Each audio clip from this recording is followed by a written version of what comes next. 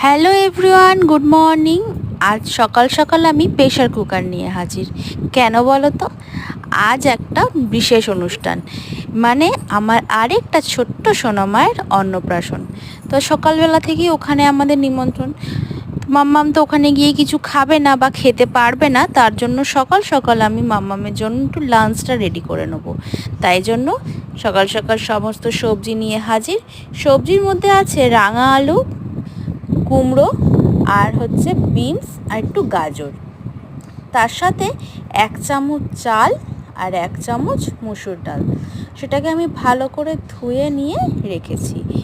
তারপর প্রেশার কুকারের মধ্যে অল্প সামান্য একটু বাটার দিয়ে সমস্ত সবজিগুলো দিয়ে, চালটা ডালটা দিয়ে, তার মধ্যে জল অ্যাড করে সামান্য একটু কালারের জন্য সামান্য পরিমাণে হলুদ দিয়েছিলাম, না হলে আমি চট করে হলুদটা দিই না। ব্যাস বসিয়ে দিলাম আর মাম্মামের লাঞ্চ রেডি।